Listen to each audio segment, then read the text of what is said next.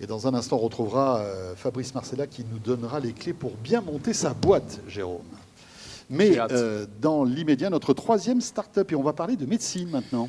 Oui, si j'ai bien compris, en effet, avec Emmanuel Bilbao, bonjour. Bonjour.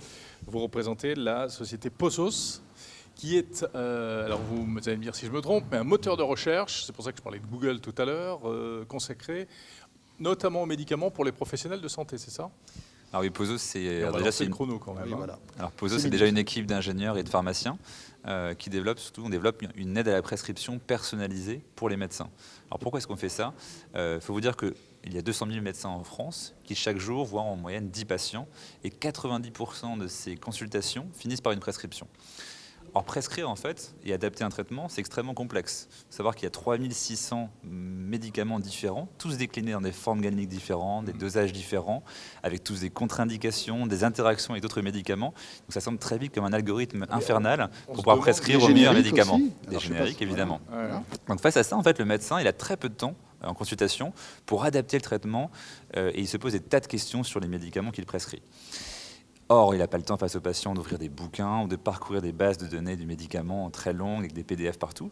Lui, ce qu'il veut, c'est une réponse simple, pertinente pour prendre la bonne décision. Et aujourd'hui, c'est encore impossible, qu'on soit en France ou à l'étranger, d'avoir des réponses simples à des questions médicales sur la prescription des médicaments.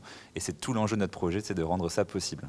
Alors, de quelle manière? Comment ça se passe? Donc, c'est un outil pour les médecins, par exemple, dans leur cabinet, il a son patient en face et il va à un certain moment interroger votre base de données. C'est exactement ça. En fait, ce qu'on a fait, c'est qu'on a rencontré pendant 2 ans des dizaines et des dizaines de médecins de toutes spécialités, de tout type de pratique, de tout type d'âge, pour comprendre concrètement comment se passait l'acte de prescription et en fait quelles étaient les problématiques de recherche d'informations qu'ils avaient pour pouvoir optimiser cette prescription-là.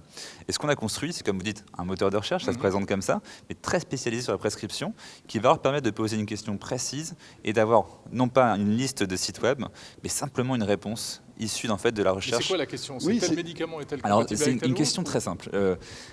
Que les médecins rencontrent souvent, un patient vient les voir suite à une précédente consultation et se plaint d'un effet secondaire. Par exemple, docteur, j'arrête pas de somnoler toute la journée depuis que j'ai ces médicaments-là, ça va pas du tout, docteur.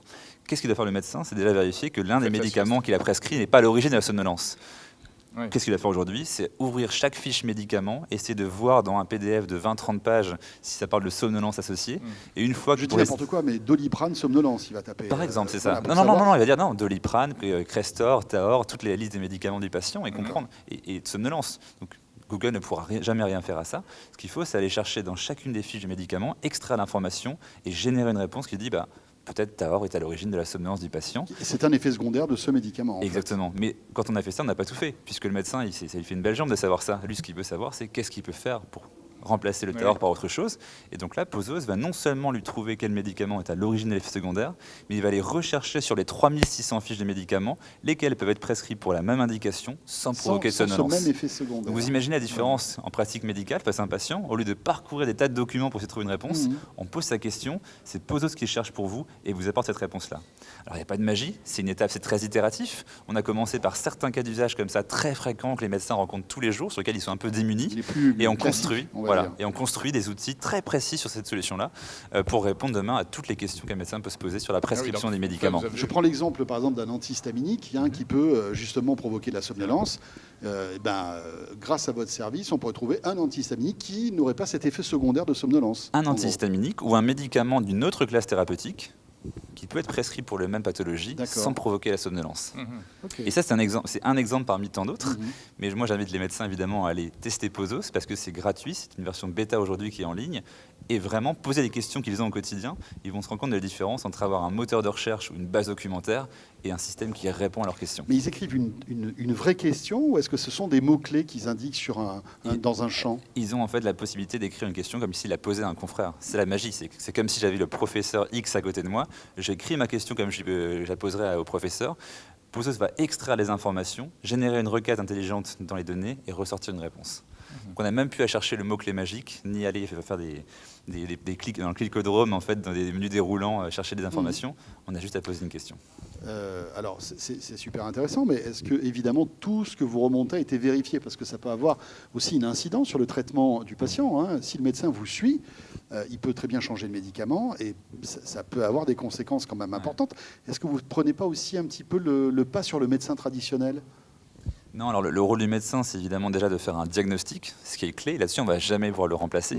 Et une fois qu'il doit faire un diagnostic, il doit prendre des décisions thérapeutiques. L'enjeu pour nous, c'est d'essayer de filtrer l'information pour lui remonter seulement celle qui est importante. Jamais poser, ça veut dire prescrit tel médicament. Il veut dire tes choix thérapeutiques sont ceux-là, selon les sources citées. Chaque information est toujours sourcée et le médecin, en un clic, peut retrouver la source d'origine. Oui, c'est pas du conseil, c'est de l'info, en fait. Et la source, c'est essentiellement les notices des médicaments.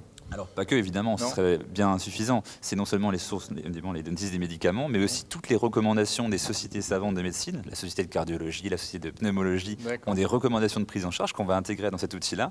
Et toutes les autorités de santé aussi, la Haute Autorité de Santé, l'Agence du médicament, publient aussi du contenu qui est très important pour les médecins. Alors vous dites pour l'instant c'est gratuit. À terme, quel sera votre modèle économique? Aujourd'hui, ce qu'on imagine, c'est plutôt avoir un modèle type premium.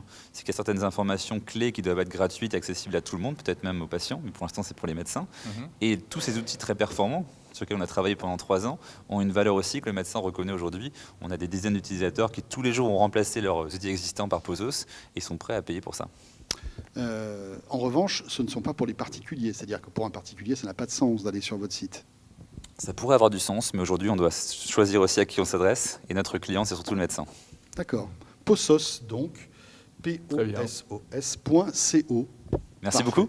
Merci beaucoup, Emmanuel. Et on arrive au bout de nos 6 minutes. Merci.